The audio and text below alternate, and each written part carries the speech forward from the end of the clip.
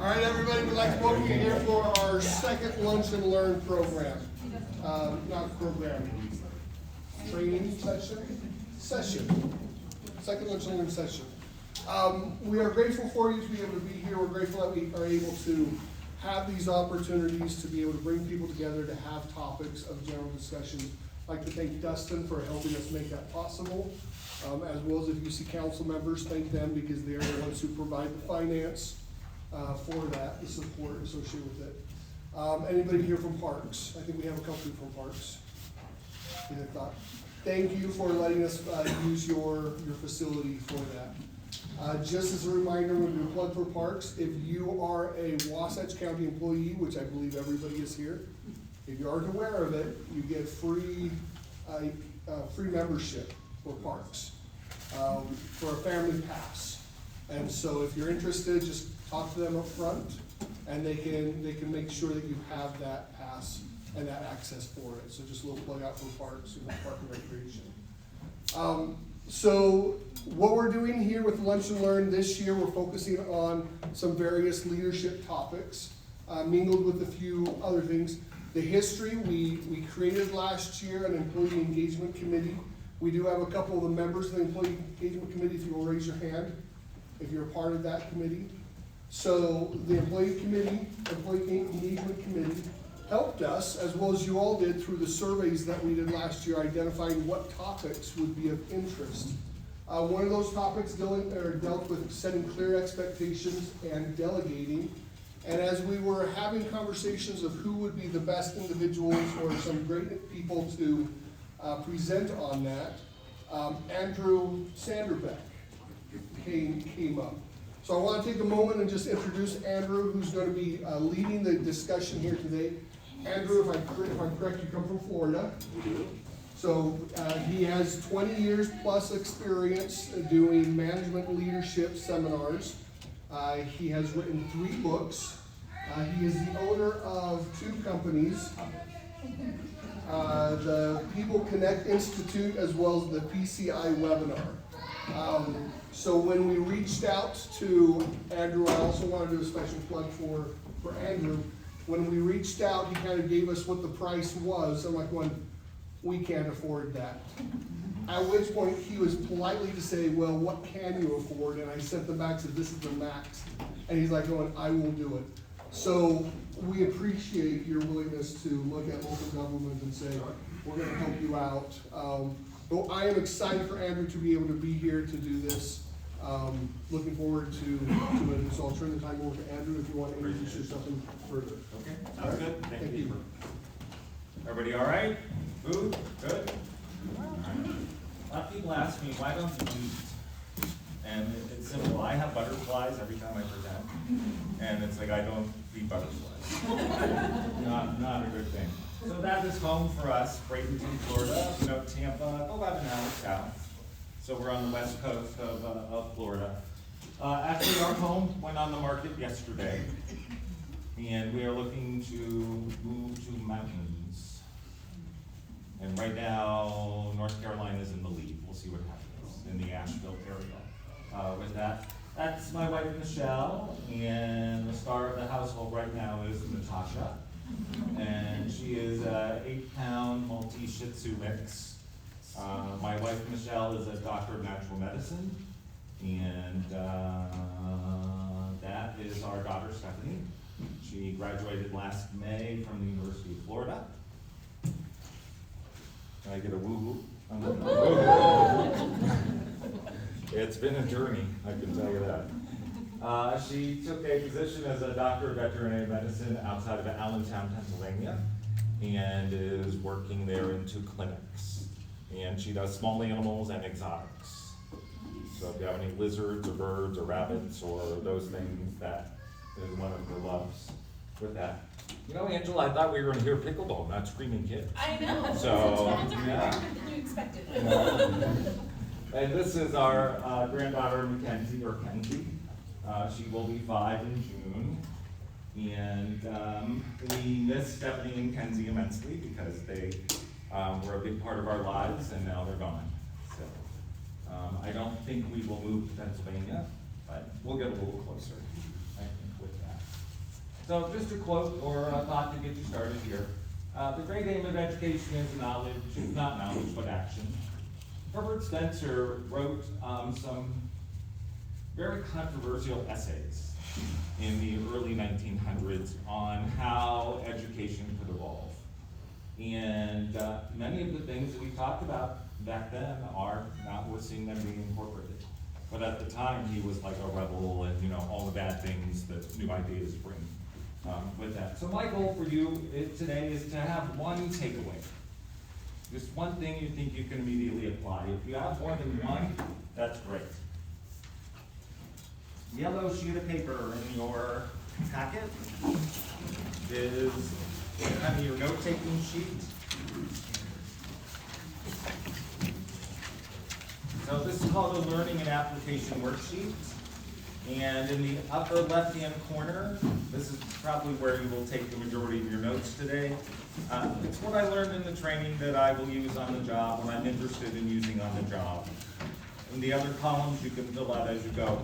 This sheet stays with you. This is not a handout to turn into me. It's not a feedback survey. So this is yours to keep, yours to remind you of some of the things that you found interesting today as we go through. And I'll give you a couple of different stops during our time together where you can fill in information and maybe share with each other a little bit as well. Are we good? All right, let's go. So I want you to think about an employee that's not meeting the expectations of their work. How many of you are managing people in the room? Okay. All right. Or if you just know someone who's not really doing their work. How's that? Mainly this is poor management and those supervising these things. So the first question that we ask is, do they really understand what's expected of them in their work? And I go back to, how do you know? Do you really, really know that they truly understand the expectations? Because to me, it starts at expectations. So are assumptions being made about their expectations, about what you're believing should happen? So to me, the very first thing is we need to be clear on expectations. So how do we do that? Well, I would first of all visit job description. Do we use job descriptions? Yes? Okay. All right, so is it still accurate? Is it still current? Have the job duties changed and they're not reflected in that document? Have they taken on additional duties and responsibilities? And better yet, do they understand what those additional duties and responsibilities are? Once again, don't assume. Okay, you would need to have conversations to make sure that truly they do understand what is expected with their work. You guys up for a video? Yes. All right. So it's a two-part video. I will stop it after part one and we'll talk.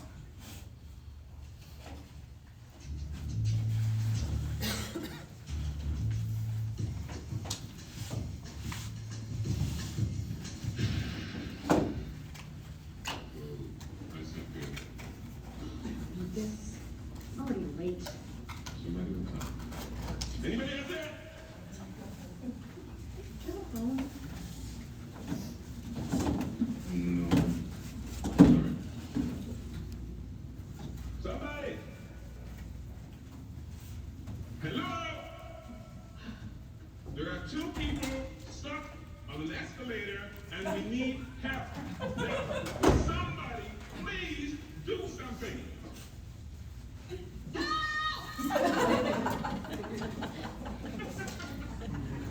Believe it. You gotta be kidding me. Well, enough left to do.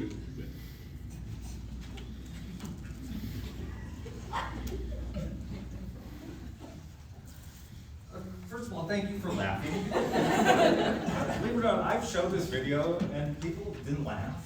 And I thought, what is going on in your world? Like hilarious to me. All right, so what's your advice for these folks? Walk, right? Go. Solve your problems. Move forward, yes. Well, they're not, they're stuck. This is an award-winning commercial from Canada, and I will show you the second part here in a little bit. I love this video because I use it many different ways. I have used it with myself when I'm stuck. I've used it with my daughter when she was stuck. And I just want you guys to think about, where do you get stuck when you are having conversations with people about performance? Where do you get stuck? And you don't need to answer that aloud. Some people have a lot of trouble with difficult conversations. They're uncomfortable. They can get very emotional. And I understand that. I remember the first time I had to terminate someone. I thought I was literally going to just call in sick. And I called my sister who worked in HR, and I said, Sharon, I'm just losing my mind here. And she said, Andy, because she can call me Andy. She said, you don't get it. She said, you don't fire people. They're firing themselves. She said, did you walk them through the process? Yes. Did you do your documentation? Yes. Did you do everything you could to help them? Yes. She said, then you're not firing them. And that took so much weight off my shoulders. Yes, I'm the one that has to deliver the news, right? But they are the ones that they just couldn't adapt, or they could not do the job, or whatever that was. But that was a huge stuck point for me for a long time. Just having a difficult conversation with someone. And I shifted into, I'm here to help. I'm having these conversations with you because I want you to succeed. And that also helped to shift some of that burden on me. So I don't know how you're doing with difficult conversations, but maybe try a different lens. Look at that a little bit differently with that. All right, want to see the second part? All right, here we go. Oh, it's better than that. Hello? Hey, don't worry about it, I'll fix it in a second. He said he can fix it. All right, that's more like it. He says he can fix it.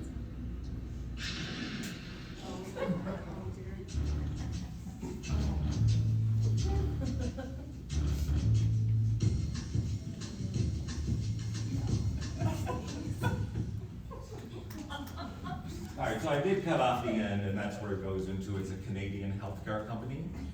And the message is, get a health coach.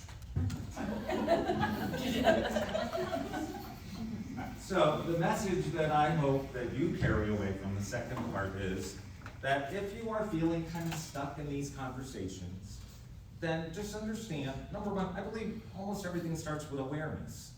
So if I'm aware that these things are difficult for me, well, great, then just, what do I need to do differently? What's something that I may want to try differently to make that happen? But just know that if you're stuck in that number one, it's okay, and number two, that's your work to do. Okay? Today, I will make suggestions. Today, I will share with you some of my experiences. You still have to do the work. Are we good? Mm-hmm. By the way, did that remind you of anyone that was stuck on the asshole?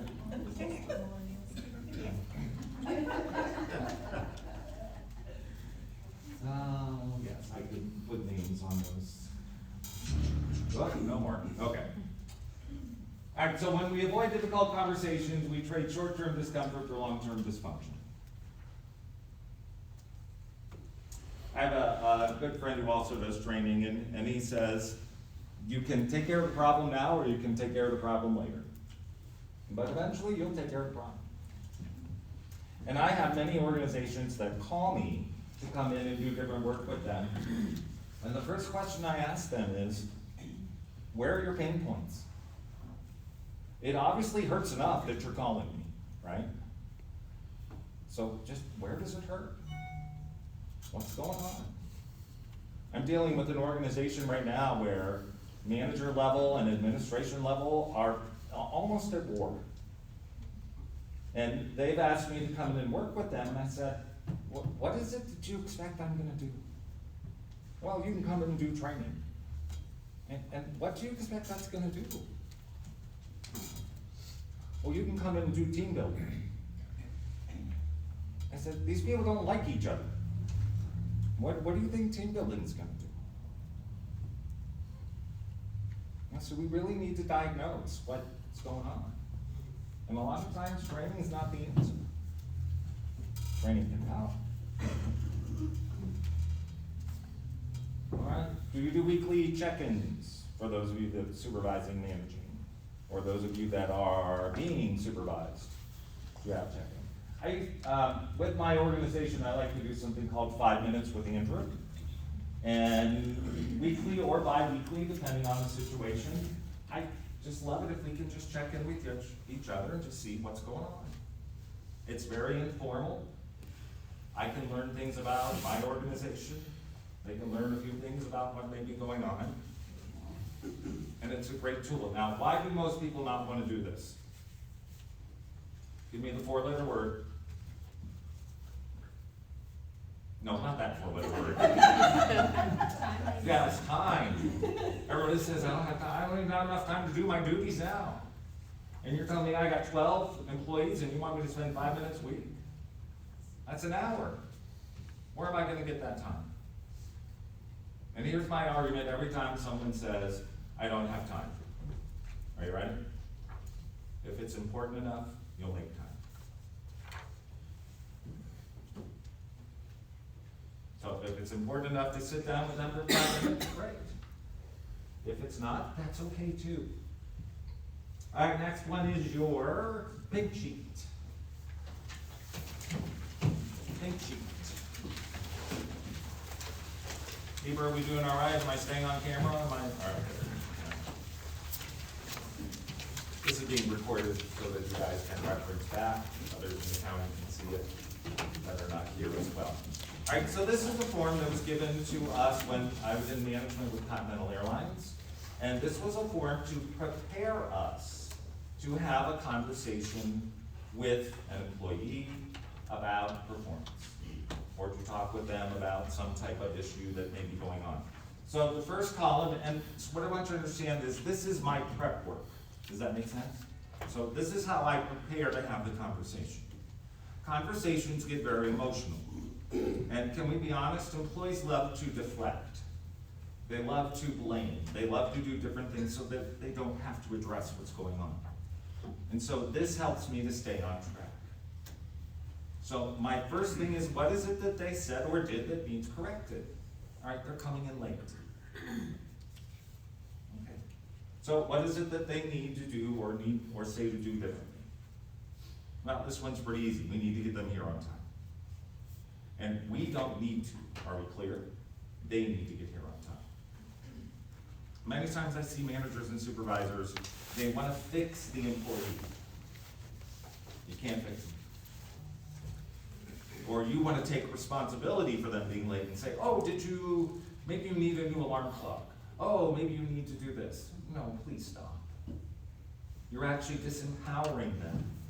Because guess what? They go buy a new alarm clock, they still come in late, and you say, well, what happened? And they say, well, you're the one who said to get a new alarm clock. And now you're the one. And then why? Why do they need to change their behavior? Is there progressive discipline? Would there be a write-up? Is there a verbal warning? You know your processes.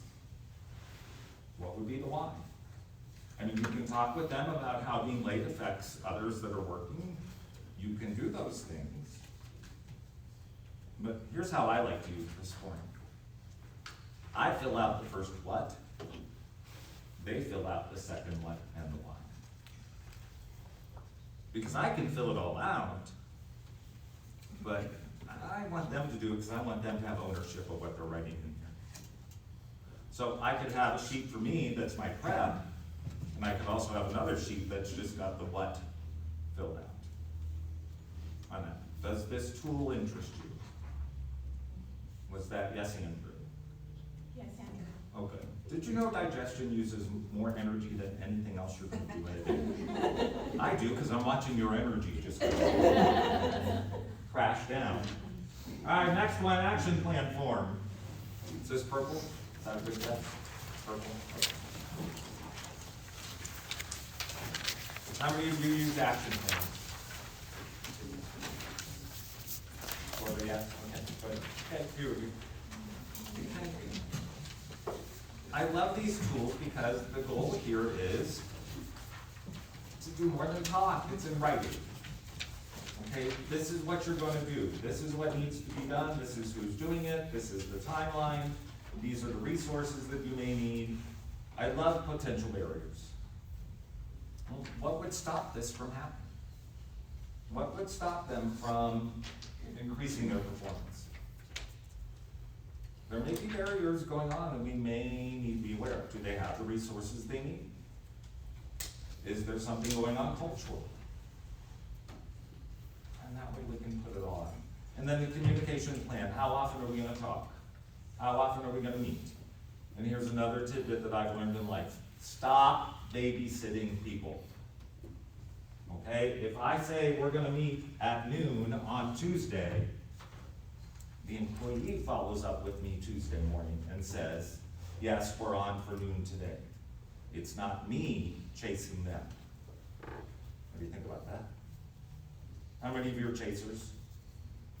Yeah, okay. Try that. Put the responsibility on them.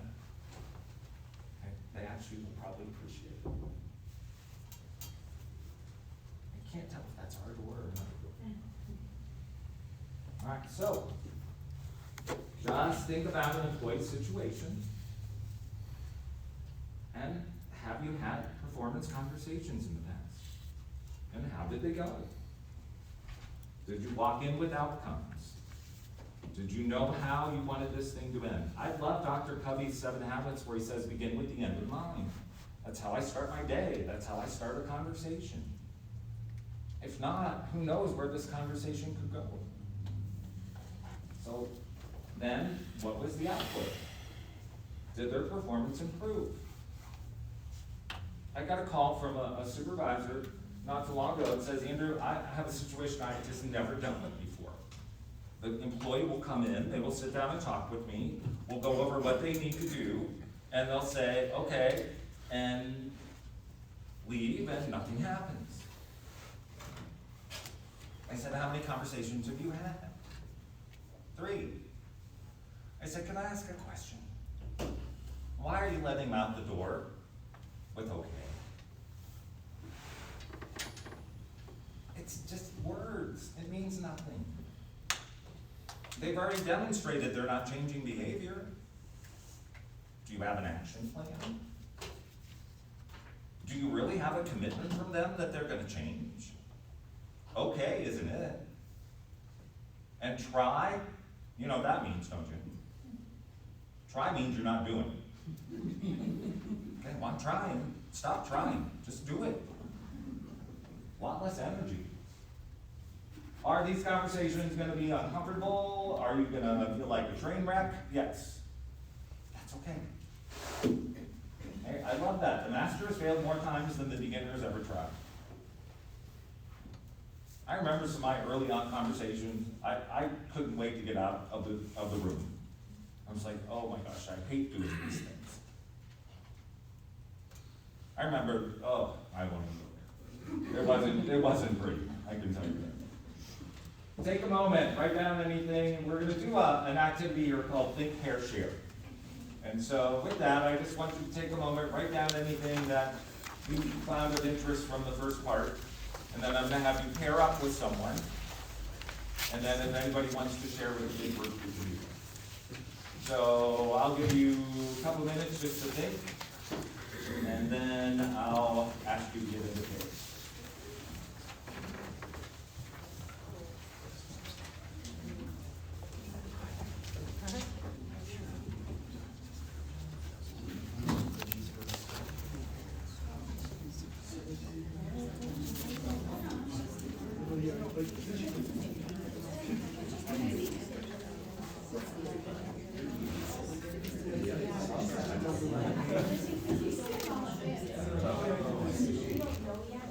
Right.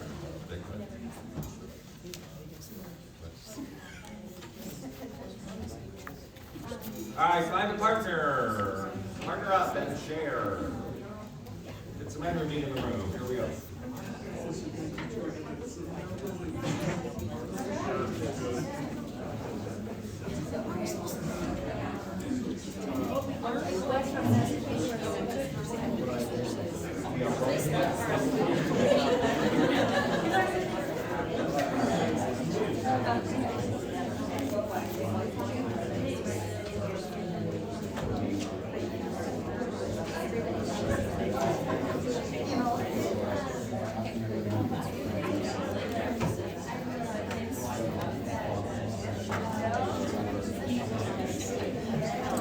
Would you be able to send me a copy of that?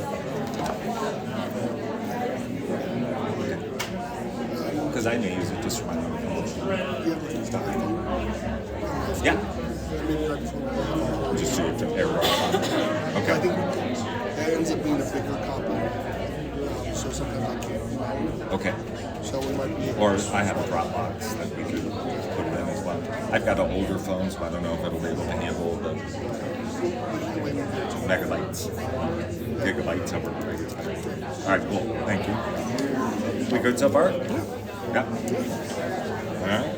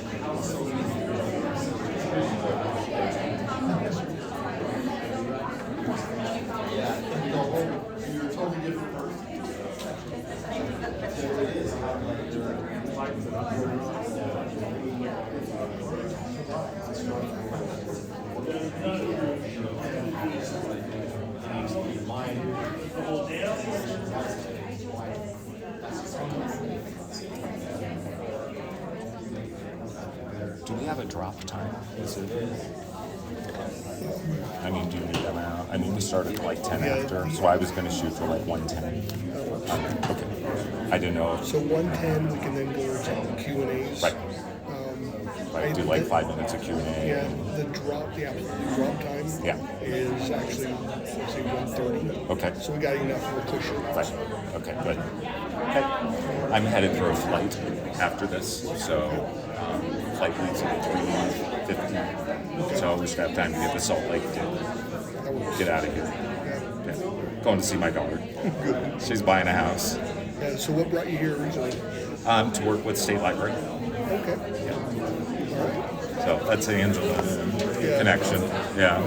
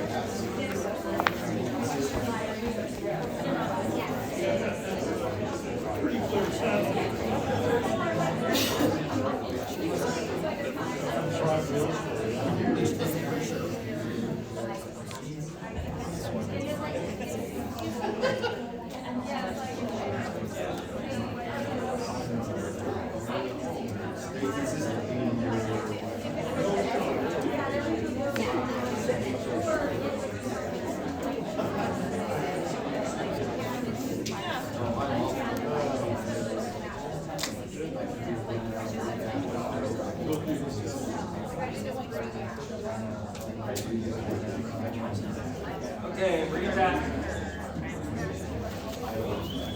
Good stretch, like stretching.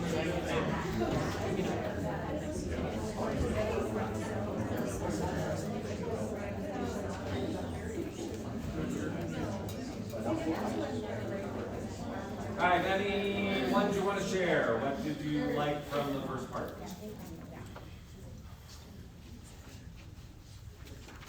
What did you like? Communicating over assumptions. Okay. You like the check-ins, okay? I like the ownership. Having them take Sometimes ownership. It's just easier to do it instead of going over and over and over. Go ahead. Okay, yes? I like either you have a conversation now or later. It's so true. It's so true. And it's okay just to acknowledge it can be uncomfortable. Any others? Other takeaways?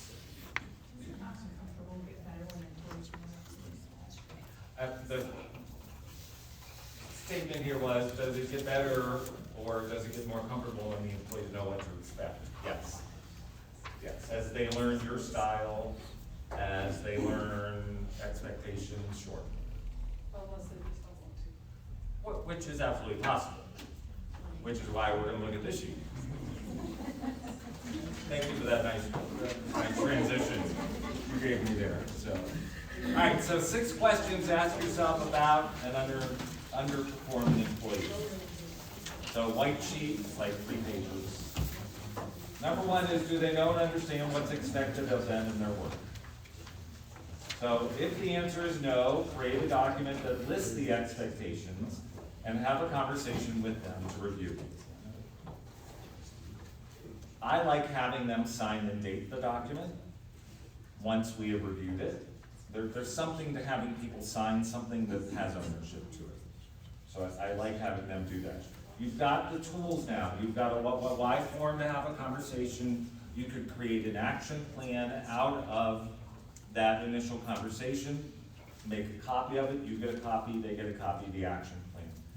Please make sure you follow up. I see so many times the first session goes well, but there's no follow-up.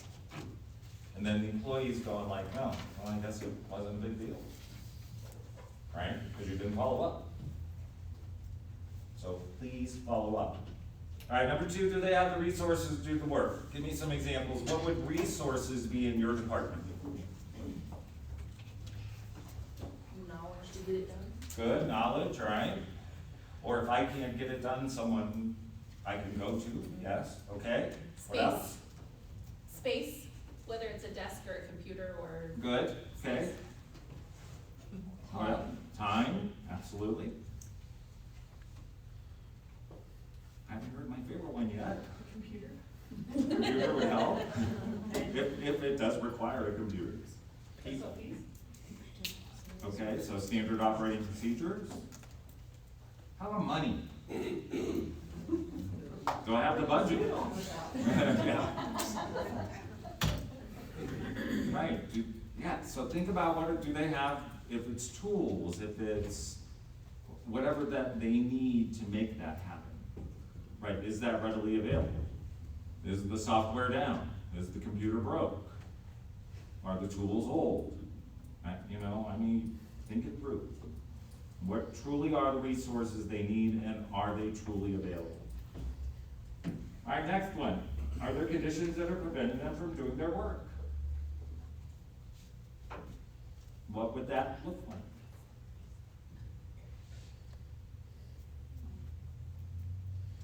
I'll give you one. There's mold in the building. Radon in the building. We've got a library I'm working with right now, that one of the locations, the mold is so bad, it's actually leaving the windows and getting into the books. And I keep thinking, how are people even breathing in here? So, it's a long story, but it's not an easy fix. It's a partnership, the library doesn't have a lot of power in this, and it's tangled. Okay, and are Amber and I just not getting along?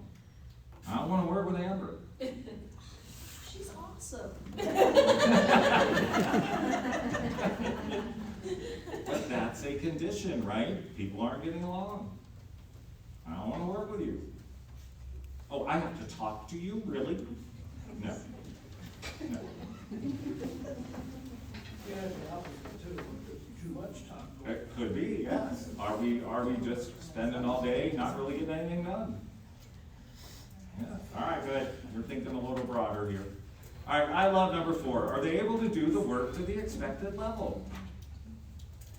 Have we honestly assessed their capabilities?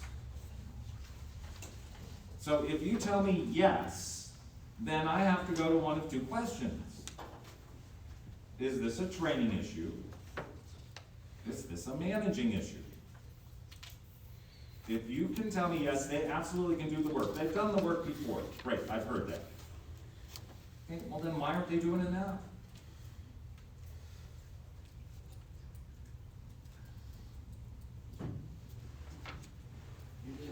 I heard that. It had to do with retirement coming. Well, they don't have their expectations. Right, have the expectations changed with that?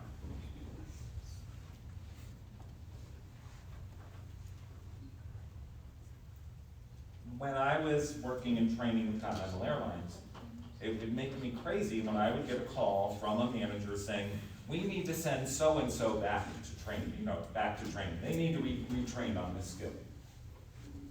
And I would say, okay, he's already been here twice. Why? Why are we sending him back to training? And this is when I would get in trouble. And I would say, this isn't a training issue, this is a managing issue. Now, no manager wants to hear that, right?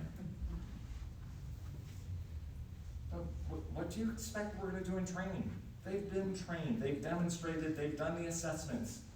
It's all done. So is it a training issue or is it a managing issue? Number 5, do they not want to do the work? I see this often. I just don't want to do it. Nope, I'm not doing that today. I love, if truly, do you guys have hot buttons? Do people say things to you that press your hot buttons? Okay, I've got one. It's not my job. That's yours too, huh? Okay, yep, it's not my job. Yeah, it's not my job description, then I pull it out and say, and all other duties as assigned. End of conversation. Which also doesn't go well, but that's all right. All right, so here's an Andrewism. Behind every behavior is a need. Behind every behavior is a need. So if their behavior is attitude, if their behavior is all of a sudden they're not doing work, I try not to get caught up in the attitude. I try to figure out what's the need. So this requires us to have conversations. So what's going on that the work's not getting completed? They may have something going on totally outside of work that is affecting them. Okay, and I want to be compassionate about that. And I also still need them to get the work done. And it's a tough walk. Okay, next page. Are they just simply unable to perform their duties? They just can't do the work. When I was going through university, I took a part-time job at a newspaper. And my job was, did you ever see how a newspaper is put together, the big hoppers that they have? It's got slots with advertisements, different parts of the newspaper, and this big machine brings it all together. Okay? My job was to fill the hoppers with the advertisements, mainly. I couldn't do it. The machines moved so fast that by the time I would get, because you had to have these things absolutely perfect, when you put it into the feeder, that if it was off by this much, it shut down the machine. And then everybody's mad at me, because the machine shut down, and we gotta get these newspapers out, and et cetera, et cetera. I couldn't keep up. I had someone that was training me, that helped the first couple of nights. I was only doing this Saturday night for the Sunday paper. And at the third time, I just told them, I can't do it. I just can't do the work. I just had to acknowledge it. But if you have someone who can't do the work, then what are your options? In my county, you wanna hear how we do it? You don't. We just move them to another county department, where they can't do the work there either. And then they get shifted another 6 months later somewhere else. You didn't want to hear that. I am not recommending that method, no. I have not found that to work. So what do you do? What do you do if you have someone that just can't do the work? Have you had that happen? Just show of hands, anybody? Head nods, okay. I mean, this is hard, right? So can they be reassigned? Can their duties be rearranged? Sometimes yes, sometimes no. See, what happens is because they're not doing their work, everybody else has to take on extra work. And this is where it all goes south. Because now people are, quite frankly, pissed. Why am I doing Leslie's work? Sorry, Leslie. There you go, all right, good. All right, so would you have HR jump in here to help? You know, who would you go to really decide what's the course of action with that? Okay. You know, have you observed, are they really trying to improve? Now remember what trying means, right? Okay. You know, because I can monitor that, I can say, look, you know, they're putting in the effort, it's still not working. Okay, but they are, you know, they're doing the best that they can. And then the bottom line, is the employee worth keeping? Or do they need to find enjoyment and employment somewhere else?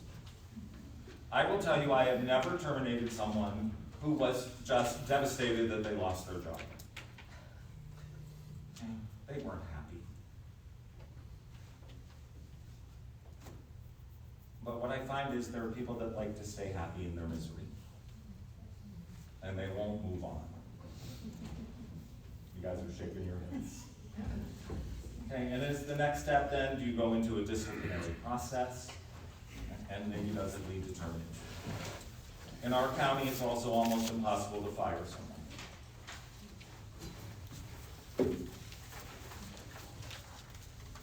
Okay? What about documentation? It's your key. I can't tell you how many times I have people come to me and they'll say, oh, this person, I said, where's your documentation? Oh, I don't have it. Well, how long is the problem? Oh, you know, 2 years. I'm like, 2 years and you have no documentation? You know? I'm like, well then what do you expect us to do? I've got nothing. Oh, well, they should be fired. Oh, great. Yeah. All right, so why I would want you to document, it just makes the process more efficient. It reduces time wasted with these things. I want you documenting conversations. If you have forms that are signed, I want to file it on that. So decreasing the chance of potential errors. We can go through the list. All right, how we doing? Okay. By the way, Leslie, on the bottom of page 4, that one was for you. When your employees at work, when they're not working. That's kind of like retired, but still come to work. Have you heard that one? Oh, yeah. Oh, yeah. That's it. Retired and still coming to work. We actually call it retired and still getting a pay cut. Yeah. Okay. And those are tough. Well, they're just coasting to the finish line. And that's the problem. All right. So just some thoughts there about using complements when possible, and just giving a couple examples with that. I've highlighted some costs and different things. You know, my goal is I want to keep the employee if I can. Hiring is expensive. Training is expensive. If I can help this employee, I would like to do it. I also look at, if you go on page 5, and it's highlighted, under number 2, it says, like many things in life, we do our best when we know our work has meaning. And I do think that this gets lost with people, that they've lost the meaning of their work, they've lost the purpose of their work. And when you lose purpose, it's easy to go off the track. If you wake up in the morning and say, why am I doing this? And it's time for a check-in. Why are you doing this? By the way, why do you do the work you do? I need a paycheck. We do, we need a paycheck to live, right? So there are intrinsic motivators, internal, and extrinsic motivators.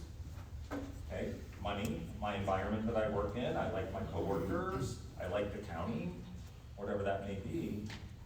You know, sometimes I think we need to sit down with our employees and just kind of say, okay, what makes you want to come here? And listen to their answers. I do my work because I love to serve. Plain and simple. I love serving. I love helping others. I actually believe my job is just to plant seeds with you. That's it. I plant seeds, give you some things to think about. You may use them. You may use them 2 years from now. But that's what I do. I plant seeds. I'm not a farmer. All right, what else we got on this?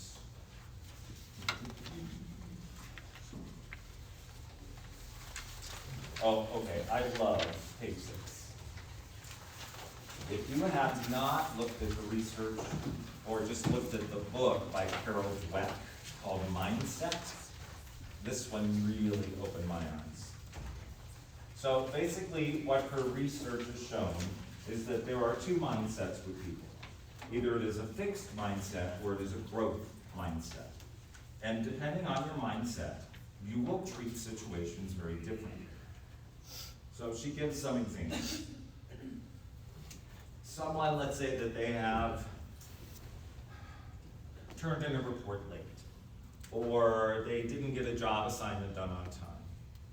Okay, a fixed mindset would say, I'm a failure, I suck. Okay, it's total beat up. It's, I'm awful. I can't believe this, da-da-da-da-da-da. A growth mindset would look at that and say, you know, what can I learn from that? What distracted me that I didn't get this done? What happened? Maybe I took on another assignment I shouldn't have taken on. You want to work with growth mindset people if you can.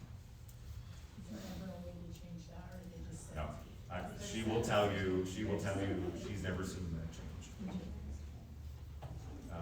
But the book is fascinating. And even her TED Talk is really good as well on that. I'm gonna shamelessly plug the library. It is available on Libby as an audiobook. Very good. Shameless. And shameless. Hey, we need the resources, so wherever we can get them. That works. I do that book really opened my eyes when I was looking at some of my employees and, you know. Did she come up with a way to test them before you hire them to see which? She gives you so many examples, you're not testing them, quote unquote, but she tells you what to listen for, you know, how they react to things. Very good. All right, what about bad attitudes? What do we got? How's your attitude today? Oh, okay. My sister would say, I love my attitude. And some days it was an interesting attitude. But that's okay. She worked in HR. She retired a few years back. She was at HR, everything but a manager. She wouldn't be a manager with that. What do you do with the ones that have a bad attitude? Good. My answer is, don't get caught up in the attitude. Behind every behavior is a need. So where is the attitude coming from? Why was this positive employee all of a sudden Mr. Negativity? Because I've seen that.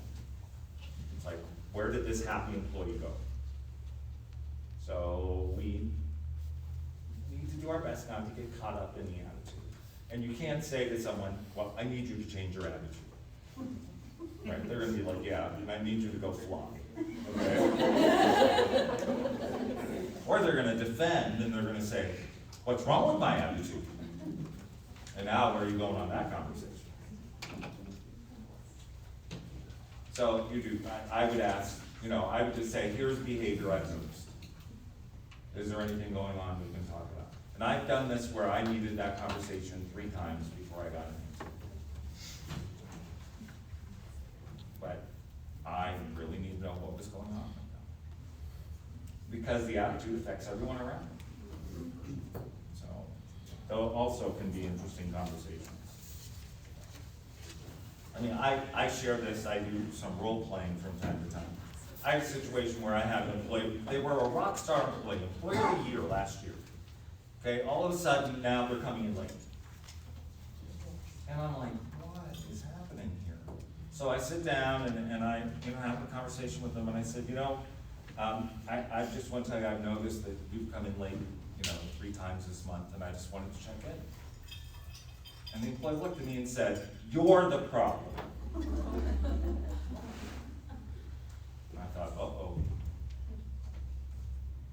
And so I said, please tell me. And what they told me was, other people are coming in late and you're not doing anything about it. And so I've decided it's not worth coming in on time. Now, what do you do in that conversation? Redirect back to, you're late. Let's talk about you right now. Thank you for letting me know. See, this was a place we had no time clocks. So they could be coming in late and I wasn't noticing it, or the supervisors weren't noticing it. So I actually was thankful that this employee told me that, because I did look into it. They weren't quite as right as they thought they were, but it was still good information. But those deflecting conversations, you gotta get back on point. What, why for? What, why for?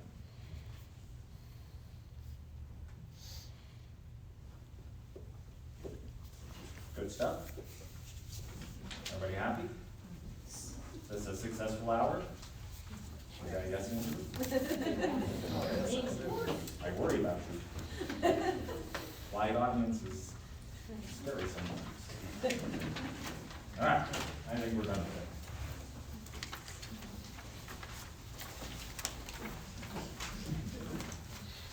All right, what about delegation? What about delegation? Bieber, can you give me a time check? Or somebody give me a time check? Time is up. 1:02? Okay. All right, so delegating around specific outcomes.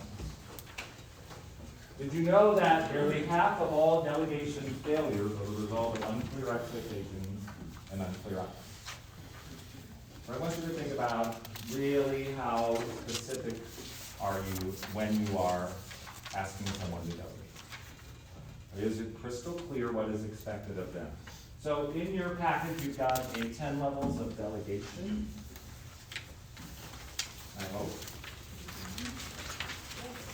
Go Angela, thank you. All right.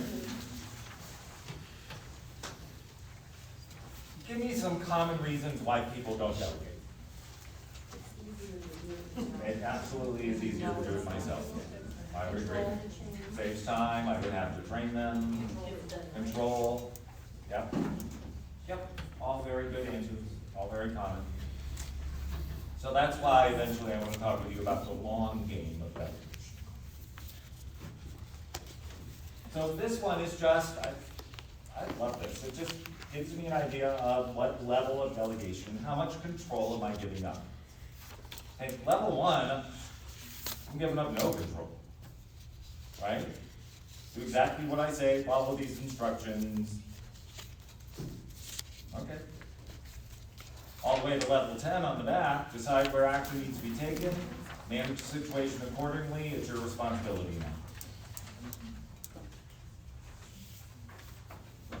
Okay, level 2, look into this, tell me the situation, I'll decide. Once again, I haven't given up much control.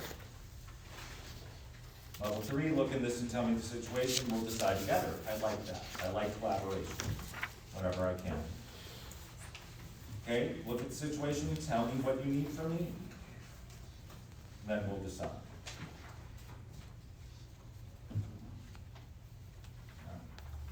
It's gonna be a nice tool for you as reference when you're deciding just how much control you wanna give up, how you wanna proceed with the delegation. So what stops us from delegating more of our work? What I didn't hear was my people are already overwhelmed. Because sometimes they are, they're already overworked. And so how can I feel comfortable going and saying, gee, I need you to do more? How many of you manage your boss? Well, I hope all your hands go up. You're managing your boss every day. So what do you do if your boss comes to you and your boss says, hey, Brett, I need this done right away. I need you to do this. And Brett already has a to-do list to hear. He can't get everything done already. And now here I come saying, you gotta do this.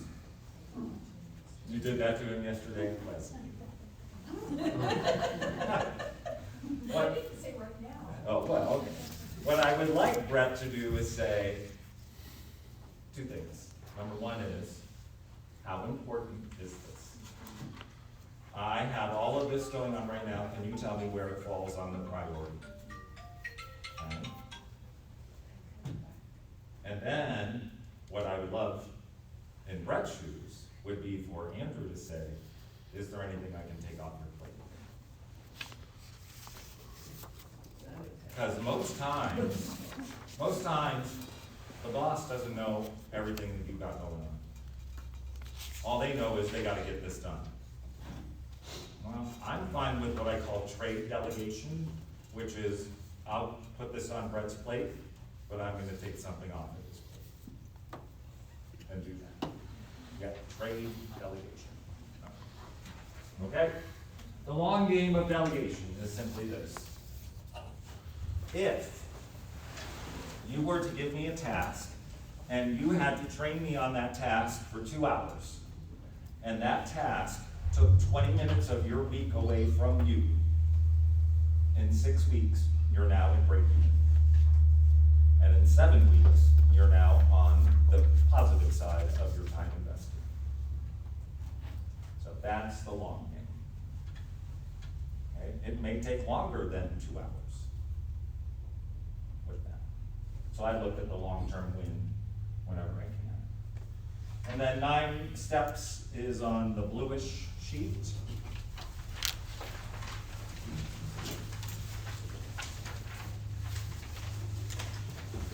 So define the task, select the person.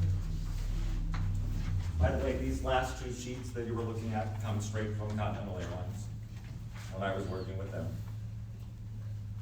You know what happened to Continental Airlines? Yeah, they were merged. They merged with United, yes. So people like me are now known as ex-cons. You love that? We're ex-cons. I should have got the orange jumpsuit. Well, all right, so accessibility and training needs. I hope you'll circle and highlight number 4. More and more people want to know why. Not just, here's the task, Brett, do it. People want to know why. So why is this important? Why did you choose me? And don't be offended by those questions. That goes back to purpose. That goes back to understanding just how I contribute. Okay, number 5, if I don't know what the results are, we're doomed. I need to know specifically what it is that we're trying to achieve. Number 6, think about resources. Number 7, what are the deadlines? Number 8, who else needs to know what's going on? Is this affecting another department in the county? Is it affecting more than one person within the county or within that department? So think bigger. Who needs to know what's going on with this? Maybe bigger than just the delegatee and the delegator. And then number 9, feedback. And what I'd like you to write down with number 9 is, it's not just about feedback you give them, it's feedback they give you. Okay, what could be done better the next time for both of you? Do you guys know what a continuous improvement mindset is? Have you heard about it? Continuous improvement. GE for 12 years. You would know what it is if you worked at GE. Continuous improvement, and I love this from my organization, says whatever we're doing, we can do it better. And so I want my staff to give me ideas. I want them to make suggestions. We may not be able to do this, but we might. The big thing is that if you're gonna set up an environment like that, if someone makes a suggestion, you have to respond. If you don't, then it's gonna be, they don't care. Matter of fact, the Continental Airlines, we have a suggestion box, this whole big thing about a suggestion box. We want your suggestion. Okay, well, about after a week, we figured, no one's looking at this box. So we started putting food and, all this stuff in the box. And they finally got the message that, if you're gonna do this, you gotta do it. You just can't tell us, we want your suggestions. What a train wreck. All right, quickly, take a look at your learning and application worksheet and write down any more notes. And then we'll do a little bit of Q&A and wrap it up. Is that good, Ethan? Yep. Okay.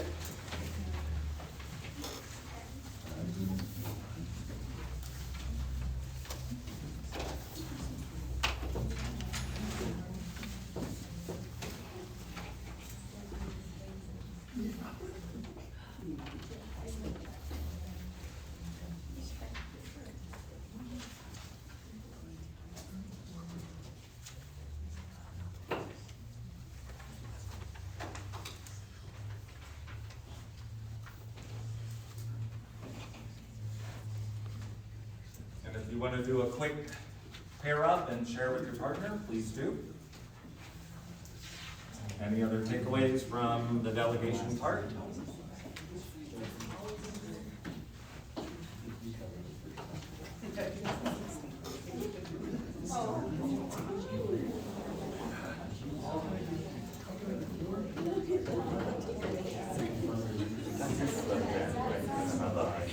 Okay, I was like, am I seeing something? I mean, that literally, I stepped off, I was like, am I seeing that right? Yeah.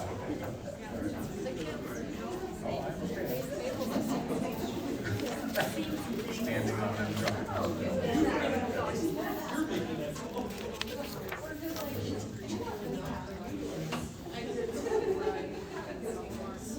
All right, one last thing before we go into just any questions that you may have. If I can get you back to the big screen. Would you please tell me why "do you understand" is an awful question? Okay, Leslie says it can insinuate that I'm stupid. Right, right. What is it that they understand? Right. So here's what I want you to think about. You give instructions to someone. They take the instructions through their life experiences, through their filters, through their baggage, and they come up with something that may not even be what you just instructed. So instead of "do you understand," what I would like you to say is something along the lines of, what are you going to do first? What's going to be your second step? What do you need to do to get this done? But get away from closed-ended questions, please. It gives you no information. You understand? Oh yeah, yep. And then they go out and show me they don't understand. How the fun works. All right, any questions before we wrap up?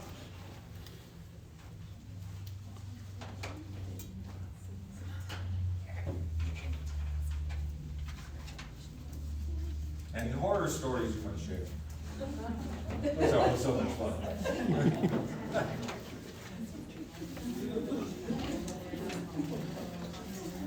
Seabird, would it be okay? I could give my email address, and if they wanna just email Sure. me anything, feel free to do so, that'd be great. I don't think I have it on my slides. So, do you know my name? Andrew, do you know my last name? All right, so Andrew dot Sanderbeck, SANDERBECK @gmail.com. So Andrew dot Sanderbeck, SANDERBECK @gmail.com. I'd love to hear some of the fun you're having in your work. All right, give me one takeaway from the session. What's one thing you want to put into practice? More documentation. More documentation. More conversations. Good. Okay. Action plans. Okay. See a lot of head shaking from you. Okay, more delegation. Structure. Okay. Good. Following up. Following up. And I will acknowledge that has been my weakness for a long time. Because my thought is, if I give Joey a task, why do I need to follow up? Joey should do it. Why do I need to babysit Joey? But what I've learned is, it's actually respectful to Joey, if we do it the right way, to say, how's it going? Is there any help you need from me? All right, was this worth an hour of your time? All right, then we have a winner. So take that learning and application worksheet back with you and continue to use it and work with it. And I wish you all the best, and thank you for being with me. Thank you. That'd be great. And thank everybody for coming. As a reminder, we have another training coming up next month where we are going to be talking about the various roles, the unique roles of the supervisor, manager, and a director, of what are those unique things that they're responsible for. When we started this program, the initial thought was we create a formal kind of a class where we invite specific people in. We decided to open it up to everybody, and so we're doing a lot of leadership, but not necessarily for just supervisors. And the reason for why we're doing this, I think I'm gonna use Andrew's example of the escalator. We're all on that escalator and it always fails. And even if it's not our job, there are things we can do to help. So taking a look at it from that standpoint of saying, how can I help? As I learn leadership skills, how can I help in my position to help my supervisor or my manager, while at the same time showing the respect for them and the authority that they may have. From our standpoint, we appreciate everything that you do for the organization. We will continue to believe that we can always do more, but please know that just because we can do more, I want you to make sure that we truly appreciate what you are doing for the organization. And so let's give Andrew just one more last time. And then Dustin, is there any closing remarks you want to give? All right, and everybody, your excuse. Oh, yes. Is this recorded and is this going to be shared with those who couldn't be? So yes, I am recording them. I will be honest, I'm having a difficult time uploading it to the Connect, or County Connect, because the files are quite large. But it is my goal to have it uploaded eventually to where you can view it. Do it to like a YouTube channel and then What? I tried to, but my files are going to be on YouTube. So I'm working on it. So I've got to record it.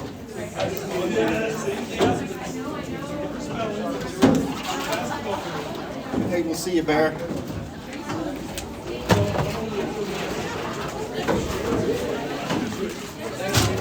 Thank you.